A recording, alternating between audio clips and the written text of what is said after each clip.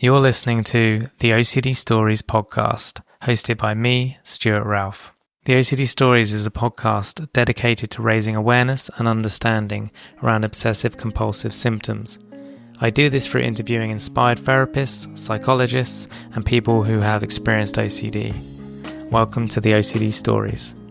And welcome to episode 494 of the podcast. And in this one, I chat with Claire, who has kindly agreed to share her OCD story with us. And in this episode, we discuss intrusive thoughts, harm-themed OCD, her family, exposure and response prevention therapy, skin picking, her research, words of hope, and much more. And thanks to our podcast partners, NoCD. If OCD is interfering with your life, NoCD can help. Their licensed therapists specialize in exposure and response prevention therapy, the most proven therapy for OCD. With NoCD, effective treatment that is 100% virtual is available for children and adults with OCD. And most members can get started within 7 days on average. No hassle, just real science-backed help and support between sessions.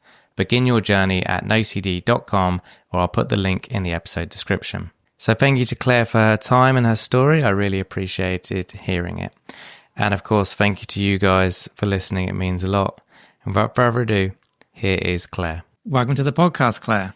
Thank you. I'm excited to be here. Yeah, it's good to have you here. So I'd love to hear your OCD story, and you can share that now. Yeah, absolutely. So I was diagnosed with OCD in I believe 2017. I had actually started college, and it was about my sophomore year, and I had started to, and I think even like looking back, even though the symptoms of OCD first started like manifesting in like 2017, I had noticed that even like looking back in childhood, I would engage in a lot of like repetitive behaviors and always be like checking locks on my door and really just kind of thinking everyone did that. And it was something that was like normal. So I never really, it never really became a big thing until later on when I was a sophomore in college. And then at that time, I had something kind of traumatic happen, in my like sophomore year when I transferred universities. And that was when I started to notice I was engaging in a lot of repetitive behaviors, and it was becoming more, noticeable to me. I would hide it from other people, but I noticed it a lot, and I started to experience these intrusive thoughts. And I actually remember that it was something that I felt like I really needed to hide from people. I didn't want people to, see that with me. And it became something that like was really interfering with my ability to like do schoolwork. And at the time I had actually, it's kind of funny because now I'm starting to be a psychologist, and I'd actually gone to school to be a boy band manager. So way opposite than completely like non-linear to psychology. But I had really started engaging in these repetitive behaviors. And I remember when I went home from school for break, I think it was either Thanksgiving break or Christmas, they kind of like overlapped. They became way more, just taking up all my time, and I had no idea what was going on, but I knew something was wrong, and it was something that I just really felt like I had to hide. And, and I think at that time I was like looking up, is this normal? Is it normal to be, replaying the same song over and over again, or having these intrusive thoughts about wanting to hurt your family? And I remember seeing like symptoms of, OCD, and I kind of was like, oh, I don't know if that's it. Like I just felt like so much shame and guilt of these thoughts I was experiencing. Like, of course I didn't want to hurt my family, but then I was, I was like, well, why are you having those like thoughts then? And so it just became something that really took up so much of my time. And I really struggled with then going back to school after break, and I finished out the semester, but it was something that like even my parents, they started to notice. I kind of, this is very common with OCD. Like I started to have these like safe people. I felt like I could display my compulsions around. Like my parents started to notice them and my sister as well. And I just kind of I had to do them. Like it was something that was this like horrible urge that I just could not resist. And so then it got to a point where I really was mainly just like limited to lying in my bed. Like I couldn't, listen to any music. I couldn't watch TV. I really struggled. Anything that would require me going to do something, I just found myself needing to, it would turn into some kind of compulsion and just these horrible intrusive thoughts. It really interfered with driving. Like I would always worry about, if I was driving, if I hit someone on the road and having to go back over and over again. And so after I had gone back to school, I realized I finished out the semester and had that long kind of Christmas break. And I tried to go back for the start of the next semester, but really could not. The compulsions really were the biggest priority to me in these obsessions. And my parents really, I'm like so thankful for their support because they realized that I couldn't go back to school and I needed to take a semester off to really focus on myself. And I really owe so much of my like recovery to my mom because she, really noticed something was wrong. And for me, I was in a place where I really couldn't seek out that help for myself. And she had found me a psychologist who still see to this day. And she has truly saved my life and in more ways I can even emphasize. And I started working with her and I remember she had even, told me there is a name for what you're going through and, it's obsessive compulsive disorder. And it was something that I just kind of was like, really, there, is a name to it. Other people struggle with it. I felt like, if anyone knew about the intrusive thoughts I was having, compulsions I was engaging in, they'd like lock me up. And I just felt like I couldn't, it was so much shame, so much guilt. And, working with her, has been so phenomenal. And we really did a lot of, I really, I remember there was this music artist I had gotten meet and greet tickets to see back in, I think it was May or June of that semester I'd taken off from school. And I remember telling my psychologist about this because a big thing for me, one of the compulsions that was highest on my hierarchy was listening to music because whenever I would have an intrusive thought while I was listening to music, I would need to replay it.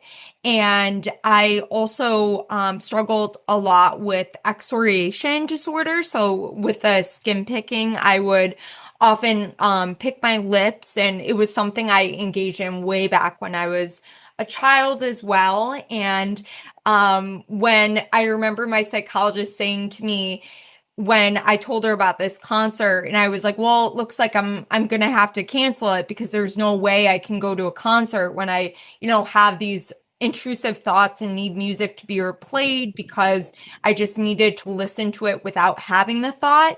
I remember my psychologist saying to me, she was like, give me 2 months, give me 3 months. And she's like, I feel like you're going to be in a way different place. And she's like, let's work toward that. And I remember being like, okay, sure. Like, I really don't know if you can help me out. Like, I was very, ambivalent about, exposure and response prevention therapy. And, I ended up being able to go to this concert and tell this artist, about my whole journey with struggling with OCD and how this was like my first time really listening to like music fully without having to repeat it. And so it was really something that was so healing for me.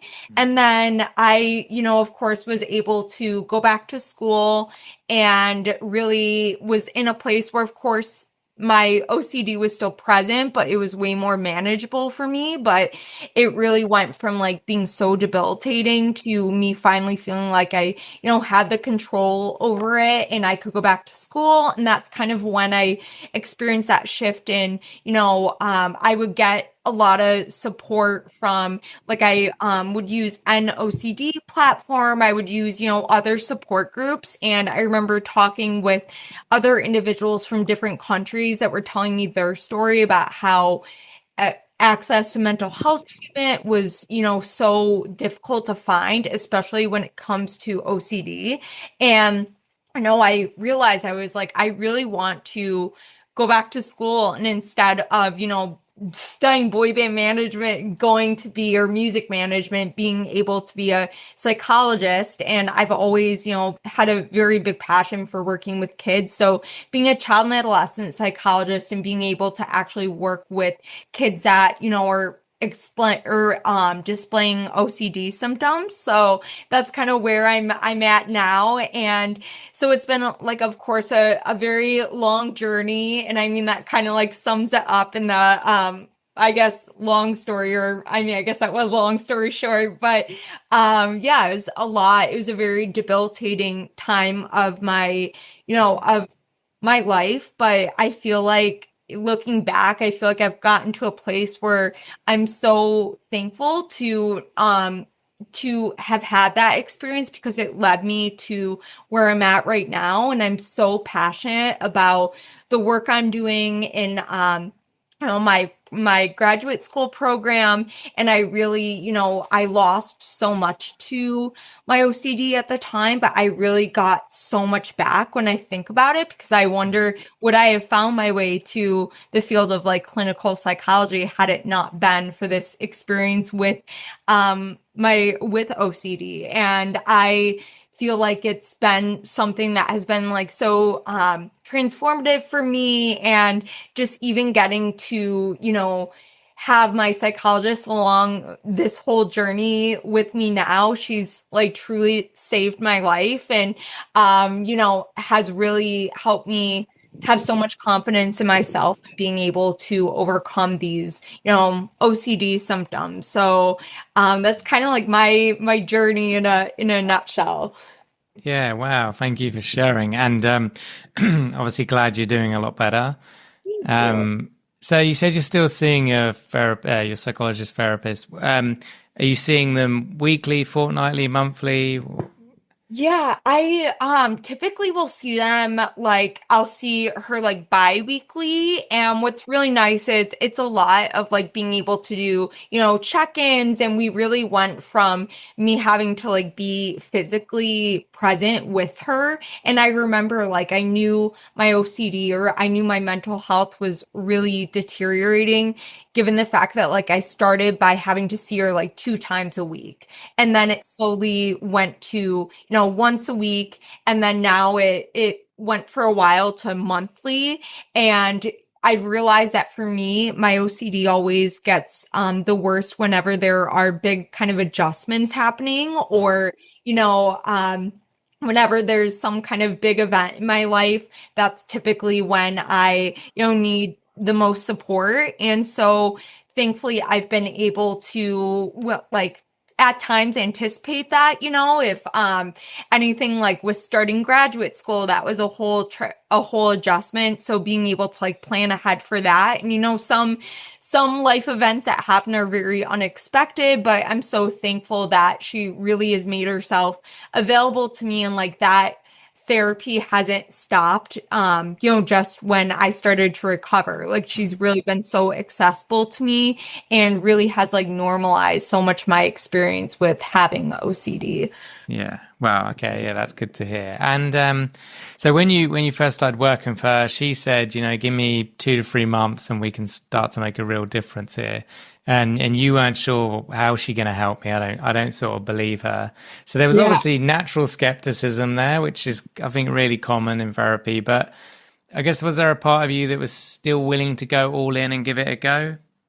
Yeah, I think that at this point I was so, I was so like hopeless. And I remember even when I was at my like university, I had this moment in my dorm room where I was like, I just need to be, I felt like I needed to be hospitalized. Like I just felt like and it wasn't even like I wanted to do anything to Hmm. hurt myself. It just was like, I am so miserable and and I just want someone to acknowledge what I'm, going through because I was spending so much time trying to hide it from other people that I just wanted someone to acknowledge, like, I can see you're really struggling right now and you need, support or just being able to acknowledge it. Because I remember I even like at that moment I had that thought. I went to one of the RAs in my building and I started to explain, how I had to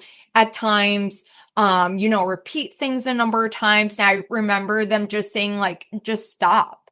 And it just felt very, and of course, like, I think that came a lot to, the lack of education surrounding OCD or just not a lot of people knowing how to respond in moments like that. And so it was something that was so difficult for me because I was like, here I am trying to seek out support. And I feel like instead I'm just like, if I could stop, if only it were that easy, really. And I just remember having that thought of like, would rather be like in a hospital that or just have someone acknowledge that something's wrong. And, I feel like my parents were the ones that first like really noticed that. And, working with when I got to the point where I was working with this psychologist, I kind of at that point was like, I mean, there's nothing else. Like, I guess I kind of was like, well, the alternative would be me just like lying in my bed, not being able to do anything, not being able to like engage in anything. So I'm like, at least like I'll try this, and I think a lot of it was like my parents, they like also like forced me to go as well. So I didn't really have a choice. It kind of were like we're gonna go to therapy. And so I did not really have the option of like if I could go, if I couldn't go. I just kind of showed up and I shared that skepticism. I was like, I don't know how you're gonna be able to help me. Like this is my life now. I'm not gonna be able to go back to school. And very much like you can try, but I really don't have any kind of hope about it. And I think that like I was so grateful that she like normalized those feelings and really kind of went at my pace, And so working on it, I remember like doing that exposure hierarchy together when we started ERP. It was so healing for me because she really like collaborated with me and asked me like, what should be at the bottom of the hierarchy, what should be at the very top. And wasn't something she was just doing herself. It was something where my input was like so valuable and being able to ask me like, are you ready to move up the hierarchy? And, I think that is something I've taken with me now when I work with clients and have, work with kids that have, OCD. So it's been very like full circle for me now because I get to see that skepticism and like kids I work with or teens I work with and be able to, really validate that. And of course, recognize everyone's story or everyone's journey with OCD is so different. But that skepticism I feel like is so normal, especially when you've been struggling with OCD for so long. Yeah, I completely agree. And you mentioned your family there. How did they get involved in the therapy, if they did, or in the homework, or is there anything the psychologist spoke to them about any adjustments they needed to make? Yeah, so I remember, and it was something like I remembered when, and I have this very vivid memory of when it was my Thanksgiving break, and it was actually Thanksgiving, and I remember at the end of the night, my sister was going to be sleeping over at my cousin's house, and I was going to be driving home with my mom, my dad, after we had just had a family party, and I remember telling myself, I was like, I'm going to tell them about these intrusive thoughts I'm having. And I remember one specific intrusive thought I had about, was we were once having dinner with my aunt, my uncle, and I had this intrusive thought that I was going to like physically hurt them.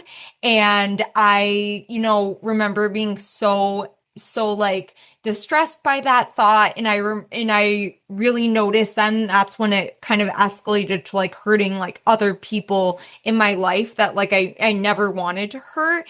And so I remember we were driving home from this family gathering and I had told them about these intrusive thoughts I was having. And, my mom, of course, responded, she's like, we know like you never like hurt anyone.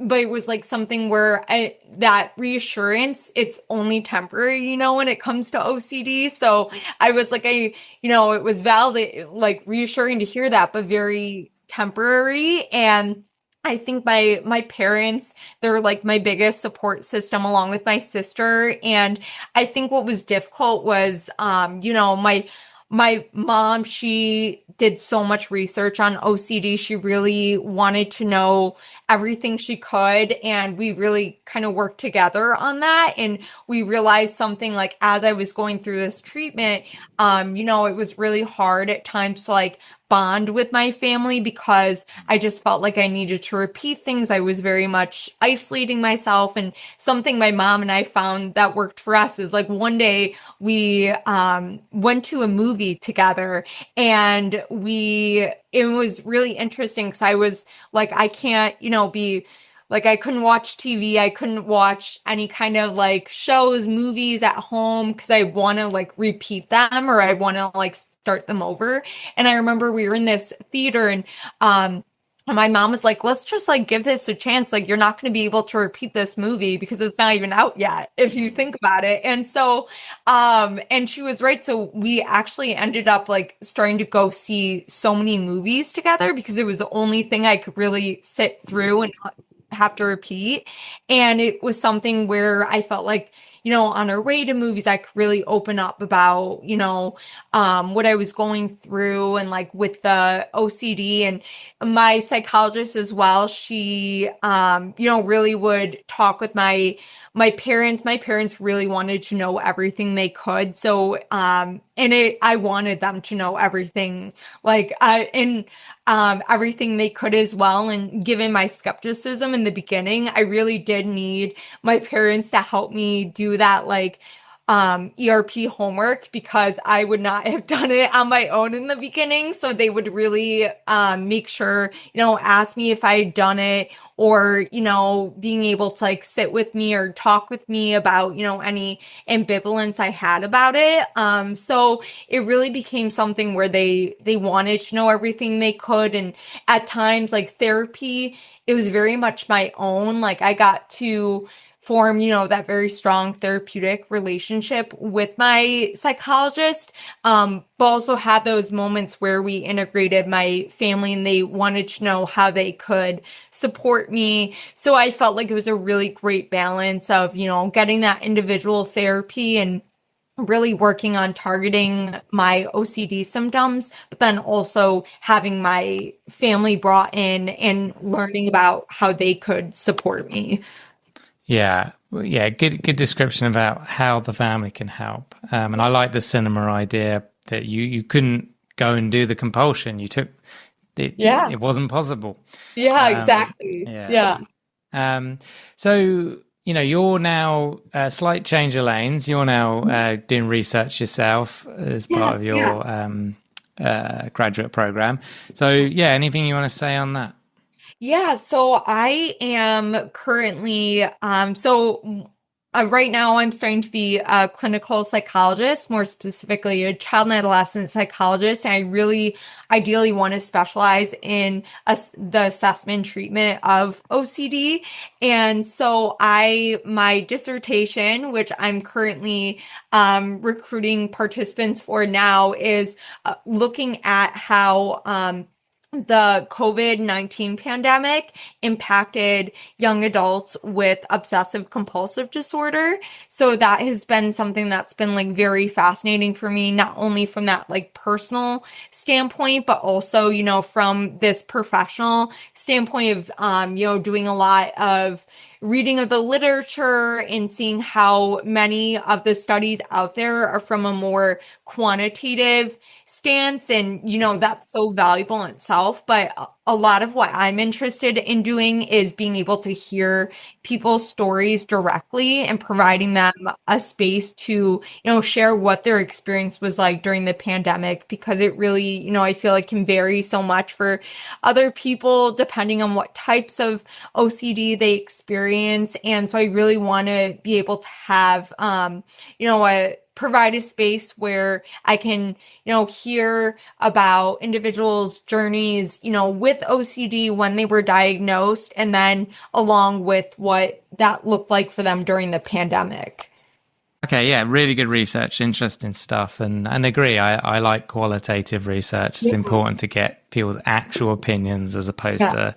statistics. Yeah, Not that exactly. they're not important, but it's nice to have both. Yes. Yeah. Yeah. So, yeah, I guess words of hope for anyone listening. What would you tell them? Yeah, I would say that for anyone listening, I think that it's real like being able to realize that like you can overcome OCD, and I feel like everyone's journey looks so different, but if I could go back and tell myself, looking back, I never would have pictured that here I would, be in a graduate school program starting to be a psychologist. And I think really being able to, let myself know that, it all would have ended up okay and I could overcome this. And, of course it took so much, going to therapy, really investing myself. And I think just being able to have that confidence in myself as well. And just being able to realize that, like, even though OCD, has it took so much away from me at that period of time, I gained so much back, and I would go through it all over again if I knew it could bring me to where I am right now, doing what I absolutely love, getting to work with kids and being able to actually, be on that more professional side of studying OCD. And so it's been such a healing journey and process for me. And I think that being able to like tell others that like your dreams, you can still accomplish them even though you have OCD. It's not a death sentence or anything like that, even though it could really feel like that in the moment. You Mhm. can really go on to accomplish like so many of the things you set out to accomplish had you not been diagnosed. Yeah, yeah, I like that. So let's say you could pick up the phone and call the 16-year-old you. What would you tell her?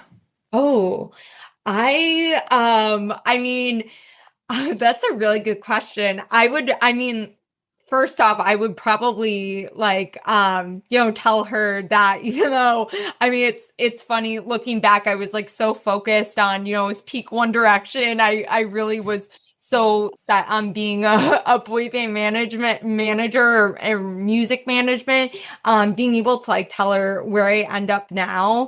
And, at that time, like it was before I was diagnosed with OCD, before I had even really started college. And I think being able to, it's interesting because there are so many things I wish I could like go back and tell my younger self, but also it's like I feel like that's part of life, being able to, I probably like I would of course want to tell her like, you're going to have these difficult times in your life that you're going to really have to strive to overcome. But I think a part of life is being able to like, when things come your way, being able to overcome them and not, you know, I wouldn't want to tell her like everything she's going to experience because I want her to like figure that out on her own.